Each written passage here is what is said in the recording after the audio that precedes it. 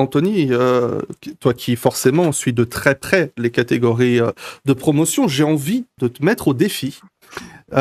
Qu'est-ce que tu dirais pour convaincre quelqu'un qui regarde juste la Formule 1, qui va brièvement regarder les résultats de F2, mais sans plus, et à qui on dit c'est Antonelli en F1 l'an prochain, et il regarde rapidement, il n'y a rien dans son palmarès qui fait envie.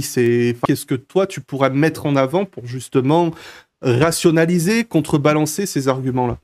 En fait, si tu veux, je trouve que dans les séries inférieures, donc F3 ou F2, alors plus F2 quand même, il y a la gestion du trafic, il y a la gestion des pneumatiques, la gestion des arrêts au stand aussi. C'est un vrai apprentissage. Alors ok, tu peux ne pas y arriver sur la longueur d'une saison, mais je crois que tu apprends beaucoup en fait en tant que pilote de Formule 2. Et je pense que si tu mets la moitié du plateau de Formule 2 en Formule 1, ça risque de faire de bonnes performances. Si tu veux, c'est pas un hasard quand on voit Colapinto, il a tout de suite été plutôt pas mal du tout. Il s'est bien adapté. Alors, ok, c'est Monza. Je pense qu'il va falloir le voir quand même dans les prochaines courses, parce que c'était pas un Cador de chez Cador non plus Colapinto. Il sait faire Après, des bons résultats. Après, il se prend Singapour et Bakou. Ouais, je suis pas sûr que ça se passe si bien que ça et que l'idylle soit pas de courte durée pour lui. Mais bon. Pour Antonelli, c'est ce que je disais tout à l'heure. Je pense qu'en fait, il faut vraiment regarder certaines courses où il y a eu des faits un petit peu différents, la pluie par exemple, ou le côté où il doit gérer des pneus de façon différente par rapport à ses adversaires. Et là, il a su le montrer à chaque fois. À Silverstone, il s'impose, mais avec la manière. Et puis en Hongrie, il réussit à faire fonctionner une stratégie malgré des safety cars. Parce que tout le monde dit oui, il a été aidé. Non, il n'a pas été aidé. Au contraire, il y en a un qui le met dans le jus et puis l'autre qui le replace un peu dans la fenêtre. C'est sur ces coups d'éclat-là. Je dirais que des pilotes de Formule 2 comme Théo Pourchaire, comme Drugovich, comme Piastri, voilà, ils ont montré qu'ils savaient construire une saison. Et ok, il n'y a peut-être pas eu de coups d'éclat à chaque fois, mais ils ont été capables, quand on leur a demandé de répondre présent et de s'imposer, de le faire. Donc voilà, c'est plus ça, moi, qui m'importe quand je vois des saisons de Formule 2. Après, il y en a certains qui sont là et tu sais pas ce qu'ils font là, hein, clairement. Mais la Formule 2 prépare bien, peut-être même plus que la F3, parce que la F3, c'est encore un petit peu de la loterie, hein, je trouve. Pour compléter les propos d'Anthony, je suis entièrement d'accord. Et c'est vrai que moi, par exemple, c'est vrai que ces dernières années, je suis vraiment à fond le MotoGP et les catégories inférieures.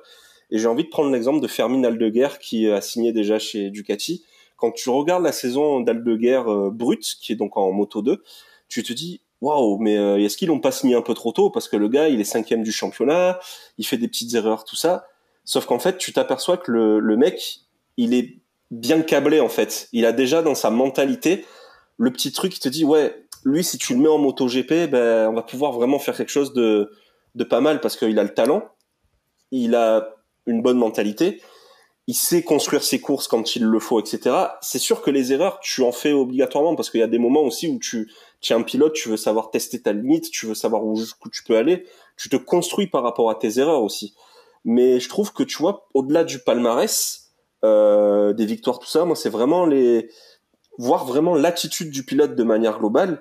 Et ça me fait penser, par exemple, en Formule 1, à l'époque où on se disait, ouais, Nico Hülkenberg, il éclate tout le monde en formule de promotion. Il arrive en Formule 1 et on a vu ce que ça a donné. On lui a jamais donné la voiture. Et l'exemple inverse, je rebondis sur le MotoGP. Quartararo en MotoGP, le jour où il signe en MotoGP, il y en a beaucoup qui disent, ouais, mais le mec, il a rien montré dans les catégories inférieures, tout ça. Parce qu'il y a eu cette critique, hein, de se dire, Quartararo, ouais, il a jamais gagné de titre, machin. Il a fait juste 2-3 victoires en Moto 2 et tout, voilà. La preuve, le mec, il a terminé champion du monde de MotoGP à la fin. Donc c'est vraiment en fait, il y a le résultat, oui, c'est important, parce que les résultats, au bout d'un moment, il faut quand même aller les chercher. Mais quand t'es dirigeant d'équipe, je pense que tu regardes déjà surtout si ton pilote, il est vraiment bien câblé, et s'il a vraiment cette capacité d'adaptation aussi à l'environnement d'au-dessus, quoi. Je pense que c'est d'autant plus le cas depuis 2 ans, je dirais, en F2, où je trouve que les résultats de la Formule 2 ne démontrent pas forcément le niveau de chaque pilote. En fait, je trouve qu'il y a énormément de choses qui rentrent en compte en Formule 2 qui sont tellement indépendantes des pilotes et qui viennent jouer sur leurs résultats, que ce soit la mécanique désastreuse de Mecachrome, que ce soit le fait que tu aies un gap monumental entre les pilotes qui jouent les hauts de tableau et ceux qui sont tout en bas, qui pour la plupart qui sont en bas payent leur place et n'ont pas forcément le niveau pour être là. Par exemple, il y en a qui ont sauté la FRECA, qui moi je trouve est une étape indispensable pour former un pilote. Ce qui font qu'ils arrivent en F2, c'est des têtes brûlées, ils mettent des grands coups de volant, ça ne prend pas la notion de la taille de sa voiture et ça va créer des accrochages, des crevaisons, ça va péter des ailerons, ça va faire tous ces trucs-là. Et au final, un pilote qui... on peut prendre le cas de Martins l'an dernier. Sa première moitié de saison, elle est ruinée par mécanique, accrochage et des trucs comme ça. Ouais. Alors il y a quelques erreurs à lui aussi, mais ça, t'es en F2, c'est normal que tu fasses des erreurs. Hein. C'est l'apprentissage. Et puis, il y a un moment, Lewis Hamilton aussi se met dans le mur des fois. Hein. Oui, donc c'est normal qu'il y ait des erreurs, mais il y a eu énormément de bris mécaniques. Pour Cher, il y a une année aussi. C'est clair. 2022, normalement, c'est pour lui. Hein, voilà, tu vois les emmerdes mécaniques qu'il a, tu te dis mais c'est pas possible. Enfin, il a été maudit, quoi. Donc il y a énormément de choses qui rentrent en compte et je trouve que d'autant plus cette année et un peu l'an dernier aussi, regarder le classement et dire ah ouais machin il est premier donc c'est qu'il est le meilleur et ah ouais lui Berman en F1 là mais il est 12 ou 13e, pourquoi il vient en F1, c'est pas représentatif du coup. Non, je suis d'accord. Mais des fois, ça crée des problèmes aussi parce que si t'es pas dans la bonne équipe la bonne année, en fait, tu peux rien faire, quoi. Tu vois, c'est aussi. C'est là où je trouve que les équipes de Formule 1, elles, ont une bonne mentalité entre guillemets, mais d'avoir cette mentalité de connaisseur et d'analyse, que de voir que un mec qui finit 15e, il finit pas forcément 15e parce qu'il est mauvais. Il peut finir 15e parce que il a eu un problème mécanique, parce que son équipe a fait une stratégie bidon, parce que il s'est fait accrocher, parce que ou il y aurait pas eu ce coup d'éclat, ouais. Non, voilà, le seul truc qui m'embête, c'est que, tu vois, pour prendre l'exemple de Théo Pourchère, on lui a demandé de faire une 3e saison, on lui a demandé de gagner. Il gagne, ok, il a la pression, il veut pas faire d'erreur, donc du coup, il est un peu sur la défensive à quelques reprises, parce que s'il foire le titre, c'est fini.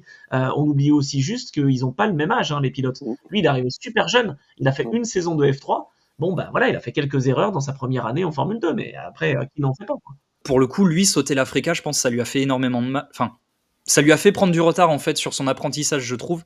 Et les erreurs qu'il a fait sa première année auraient peut-être été soit différentes, soit il les aurait peut-être pas faites. Alors il en aurait sûrement fait d'autres, hein, mais il aurait pas fait celle-là parce que voilà, il a sauté la FRECA et comme tu le disais, la F3 c'est très brouillon, c'est beaucoup la loterie et je trouve que la FRECA avec le fait que alors les châssis, c'est des bateaux, c'est inconduisible, les pilotes le disent, c'est une horreur à conduire, mais ils cherchent à forcer la bataille avec le push-to-pass, avec mine de rien quand même des voitures qui peuvent rouler en peloton, beaucoup plus qu'en F3 je trouve, où en F3 les premières manœuvres ça va vite être un coup de volant, un accrochage, un bout d'aileron qui vole, et le fait que tu aies ce besoin de te montrer, de doubler, etc., devant la Formule 1, parce que la F3 suit la Formule 1, ça rajoute encore quelque chose qui pousse les pilotes à faire des trucs cons, qui feraient peut-être pas en FRECA, là où t'as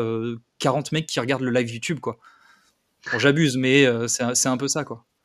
C'est quand qu'on arrête de bosser avec Mecachrome en F2, en F3 et même chez Alpine Aïe. Il peut pas répondre. Quand est-ce qu'il coule Strigo ne peut rien dire.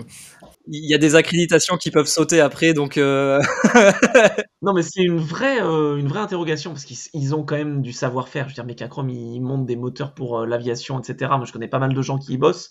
Ils font du bon boulot. Je ne comprends pas pourquoi il y a des soucis comme ça à ce niveau-là de fiabilité. Peut-être avec Dallara, peut-être c'est juste qu'il y a un problème. Ouais, peut-être le moteur ne fit pas correctement dans la voiture. Gazou, t'allais répondre ?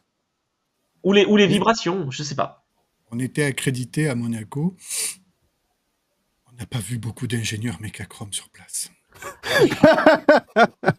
Merci Gazou, on va s'en arrêter là. Enfin, je pense que c'est pas trop un secret non plus, mais c'est beaucoup de politique aussi à ce niveau-là. Il y a des relations entre la F2, enfin la structure F2, F3 et Mecachrome. T'as des contrats qui sont signés. Il y a même des prises d'action. Enfin, il y a des actionnaires. Oui, enfin voilà. Et le fait qu'ils travaillent ensemble n'est pas uniquement parce que la F2 se dit c'est le meilleur moteur pour nos bagnoles, on va aller chez eux. Non, il y a pas. C'est pas. Après, cette année, il y a moins de problèmes. Il y en a toujours. Il y en a quand même. Oui. Beaucoup de calage, j'ai l'impression, de voitures Oui, alors qui calent. Ça a toujours été le cas en F2. Hein. Et c'est pas d'étanche, tu vois. Et ça se joue aussi. Et tu vois, le championnat se joue aussi là-dessus. T'as un Maloney qui va perdre des points de façon idiote là-dessus.